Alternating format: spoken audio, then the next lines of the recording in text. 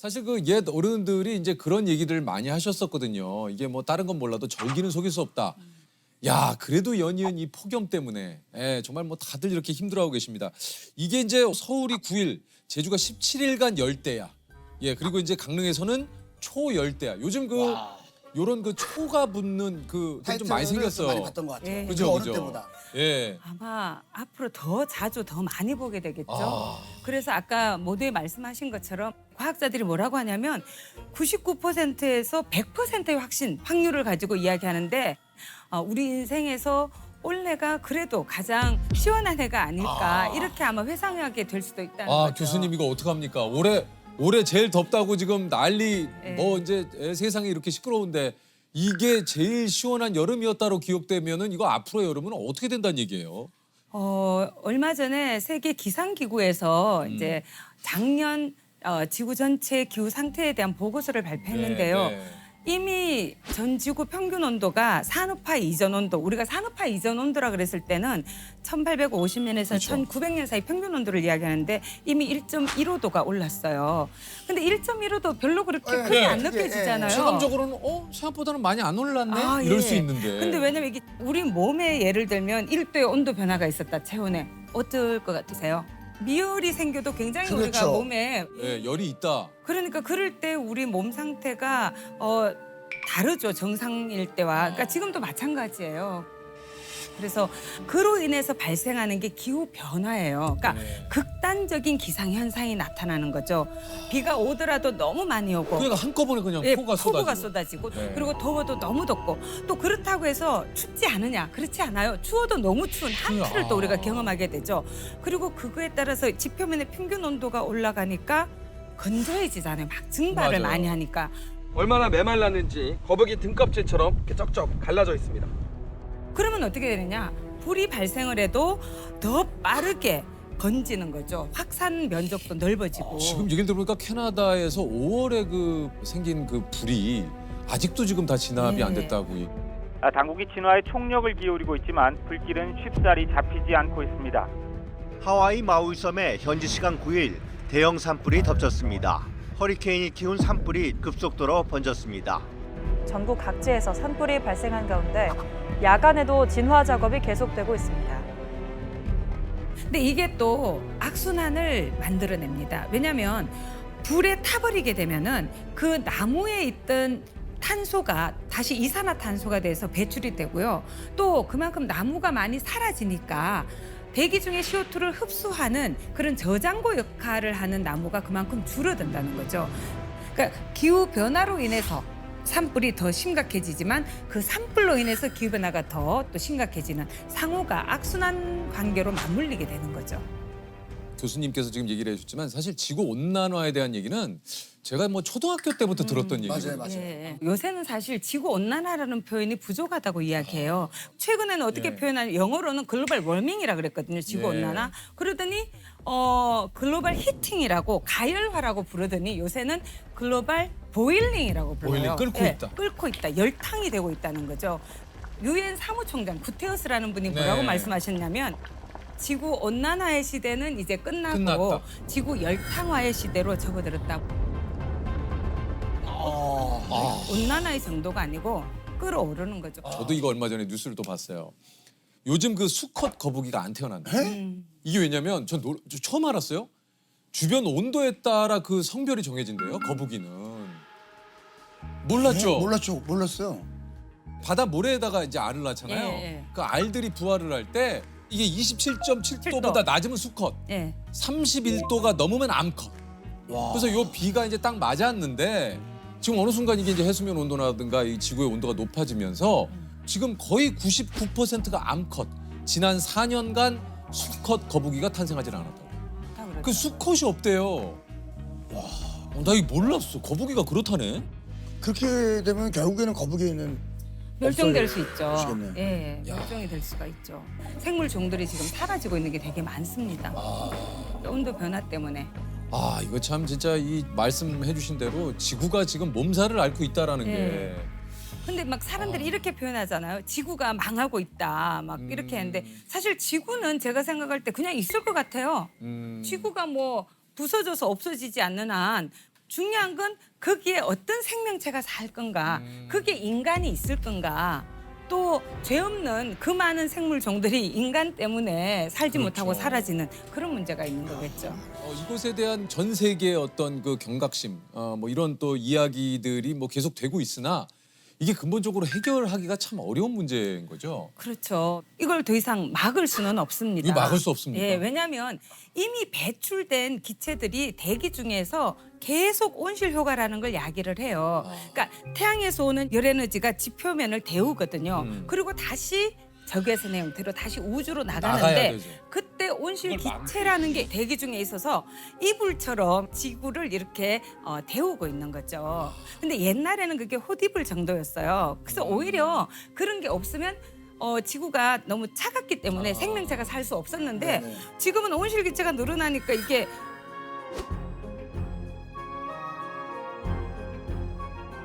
헛이불에서 자립이불이 됐다가 솜이불이 돼가는 거죠. 너무 두꺼워져. 너무 두꺼워지는 거죠.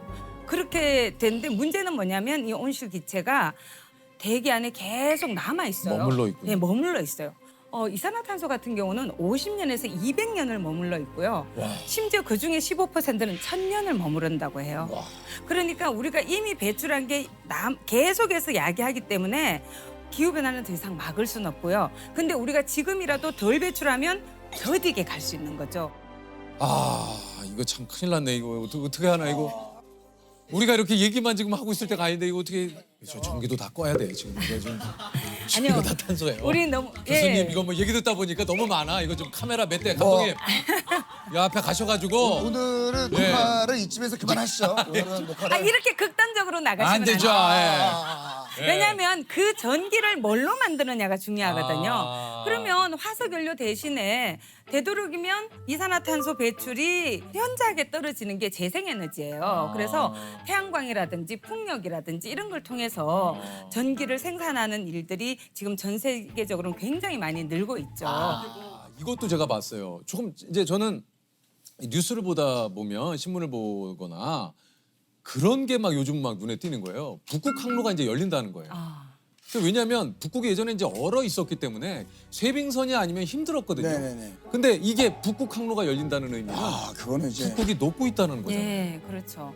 그래서 이게 굉장히 그 이율 배반적이죠. 북극이 네. 녹아서 네. 교역이 더 활발해질 수 있고 막 이런다고 얘기하지만 그러니까 운임이 사실- 훨씬 더 싸질 수 예, 있고. 근데 그게 굉장히 슬픈 슬픈 일이거든요. 일이죠. 왜냐하면 지구 전체에 있는 얼음의 97%가 남극과 북극에 있대요.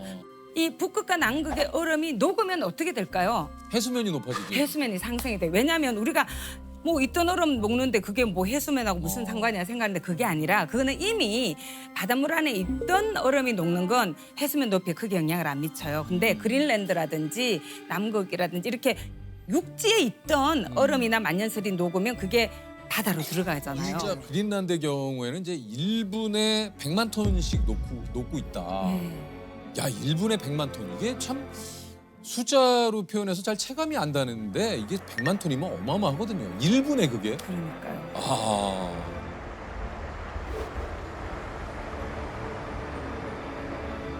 그러니까 육지가 잠기잖아요. 예. 특히 제가 아는 과학자분이 계산했는데 북극의 얼음이 다 녹으면 7m가 상승할 수 있대요. 와, 7m. 특히 우리나라는 삼면이 바다잖아요. 어떻게 되겠어요? 삼면이 바다. 그러니까 이게 해안가에 인천도 있고 부산도 있고 군산도 있고 뭐 속초 여러 도시들이 있잖아요. 네네. 그러니까 그런 도시들도 해수면 상승에 따른 침수로부터 안전하지 않은 거죠. 유실된 모래 면적은 약 2만 제곱미터. 2년 전과 비교해 해변의 모래가 얼마나 사라졌는지 한눈에 확인할 수 있습니다. 그 시뮬레이션을 보여줬어요. 해수면이 상승이 되면 어떻게 될 건가. 어떻게 될 건가? 근데 제 뒤에 앉아있던 분이 저기 우리 집이네 이러시는 거예요. 본인 집이 해수면 상승돼서 막 잠기는 게 그 보이는 거예요. 그랬더니 너무 놀랐다는 거예요. 그전에는 그냥 해수면이 상승될 수 있구나 뭐 이렇게 그냥 그런가 보다 했는데 본인 집이 이렇게 막 잠기는 모습을 보니까 아이고 이거 큰일이구나. 이게 보통 문제가 아니구나. 이야, 어우. 요즘 또 이게 식량난 이것도 사실 기후 변화하고 또 밀접한 관련이 있다. 예. 왜냐하면 너무 뜨거우면 자라지를 못합니다, 네. 식물들이. 그래서 그렇죠. 작년 원래 인도가 폭염 상황에 놓여 있어요. 인도가 전 세계 밀 생산의 한 2위 정도를 하는 것 같은데 밀 수확량이 절반 정도밖에 안 되는 거죠. 그래서 수출 금지령을 내리기도 했어요. 아, 맞아요. 자, 그러면 어떻게 되느냐? 세계 전체 밀 공급량이 줄어들기 줄죠. 때문에 밀의 가격이 상승. 급등하게 되겠죠. 네. 그러면 우리나라는 우리가 먹는 밀가루의 몇 퍼센트를 우리가 수입하는 것 같으세요? 거의 대부분을 수입하는 거 한 80% 넘는 걸로 알고 있는데. 너무 우리나라의 밀 생산을 높게 보셨네요. 네? 우리 밀은 1%밖에 안 됩니다. 예. 그래서 우리는 지금 거의 다 수입하고 있기 때문에 어머나. 밀가루로 만드는 음식이 너무너무 많잖아요. 네. 그러면 그런 모든 그 식가공품 그거 다 가격이 수입이군요. 올라가는 거죠. 근데 예를 들면 우리나라 사람들이 주로 먹는 쌀이 자포니카라는 종이거든요. 품종이. 근데 우리 쌀은 맛이 좋잖아요. 점성이 있고. 근데 왜 이렇게 바람이 불면 날아갈 것 같은 인디카라는 건데요. 그 인디카 종을 대부분 먹고 있어요. 우리가 먹는 이 자포니카를 생산하는 나라가 많이 없습니다. 그런 데서 만약에 이상 기후로 인해서 작황이 나빠지게 되고 이 쌀 품종을 생산을 못하게 되면 우리도 이제 우리가 먹던 쌀을 못 먹게 될 수도 있죠. 예, 인디카 종을 먹어야 되는 거죠. 이게 그 생태계 파괴가 해양에서뿐만이 아니고 뭐 얼마 전에 우리 저 꿀벌 선생님이 나오셔서 얘기를 하셨지만 꿀벌이 또 사라지고 있고 예를 들면 지금 또 모기가 늘어난다고 해요. 예. 이거 좋지 않은 소식이잖아요. 그렇죠. 모기가 또 우리가 관심을 갖는 이유는 병원균의 매개체잖아요. 맞아요. 그래서 뭐 말라리아라든가. 뇌염모기 있잖아. 말라리아. 말라리아. 그다음 황열병 이런 게 다 모기 때문에 발생하는 거거든요. 근데 이런 질병들이 예전에는 열대 지역이라든지 뭐 아열대 저 밑에 이런 데였는데 말라리아 환자가 우리나라도 생기고 있어요. 네. 그러니까 이런 게 다 영향을 미치는 거죠.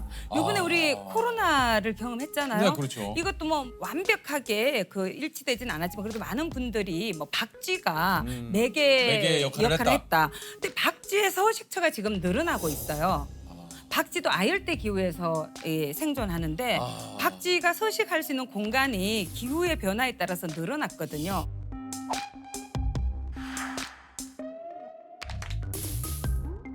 아니 근데 진짜 저희가 대기실에서도 그 얘기했는데 뭐 좀 좋은 소식이 없네. 그래도 우리가 희망을 잃으면 안 돼요. 아니 지금 이렇게 해놓고 아, 이렇게 해놓으셨잖아요 교수님. 왜냐면 뭐 좋은 소식이 없잖아요. 문제를 발생시킨 게 누구예요? 우리죠. 그러면 해결책도 누가 가지고 있어요? 사람. 우리가 그렇죠. 있죠. 그래서 저는 희망을 잃으면 안 된다고 생각하거든요. 우리가 너무 막 절망하고 뭐 내가 뭐 한다고 뭐가 바뀔까 이렇게 생각하면 더 심해질 뿐이에요. 이게 지구를 지킬 수 있는 골든 타임이 얼마 안 남았다 그래요. 예. 이게 7년 정도를 이야기하고 있는데요. 7년입니까? 예, 들어보셨는지 모르겠는데 그 IPCC라고 네. 기후변화에 관한 정부 간 협의체라고 과학자들이 구성한 그런 기구가 있어요. 거기에서 이제 우리가 지금처럼 살면 2100년에는 평균 4.4도까지 올라갈 수 있대요. 1.15도 상태에서도 우리가 이렇게 견디기 힘든데 4.4도는 상상을 초월하는 거죠. 2100년까지 1.5도를 넘어서지 않는다 이렇게 얘기하는데 그렇게 하려면 2030년까지 2019년에 배출했던 양의 43%를 줄여야 된다. 그러니까 거의 절반에 가까운 걸 앞에서 먼저 줄여줘야지만 되는 거죠. 근데 이거를 놓치게 되면 사실 어렵다. 그래서 7년이 남았다. 예. 하여튼 그런 상황입니다. 예. 예. 근데 한숨 쉬고 있으면 문제가 해결이 안 되잖아요. 우리가 할 수 있는 일을 찾아야 되는 거예요. 한숨 쉰다고 문제가 해결되면 우리 3명 앉아고 계속 한숨만 쉬면 되는데 그러면 CO2만 더 배출되죠. 그래서 우리가 노력을 해야 됩니다. 숨을 아껴 쉬어야 되나요? 이게? 아니요. 그는 생리현상이니까 쉬시고 나무를 더 심으세요. 아, 나무를. 나무도 예. 심고 그리고 근데- 텀블러 사용. 예. 텀블러 같은 경우도 사람들이 보면 이제 텀블러도 많이 사용해야지 되는 거예요.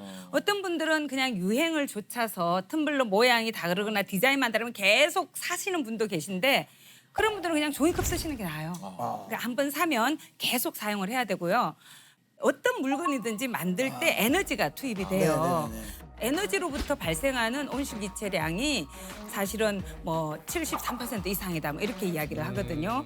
만들 때도 그렇지만 우리가 폐기할 때도 또 이걸 수거하고 운반하고 뭐 모든 데. 소각을 하든 매립을 하든 이 모든 과정에 다 에너지가 투입이 되고요.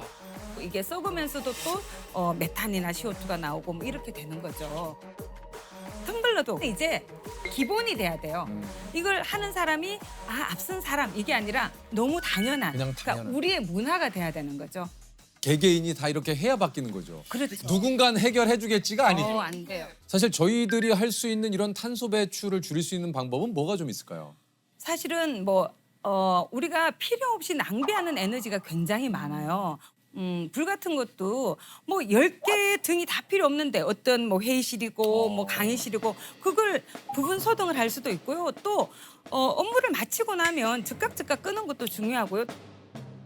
또 실내 온도 같은 경우에 그래서 요새는 그래도 많은 분들이 경각심을 가져서 맞아요. 겨울에 반팔 입고 생활하고 이런 분들이 조금씩 줄어들고는 있죠. 네, 근데 그렇게 맞습니다, 살면 안 되는 거예요.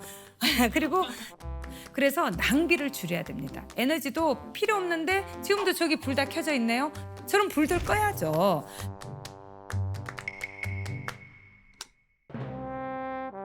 또 개인이 할 수 있는 굉장히 중요한 일은 식습관을 바꾸는 거예요. 어떻게 해요? 사실 아까 이산화탄소를 주로 말씀드렸지만 최근 들어서 많이 관심을 가지는 게 메탄이라는 거예요.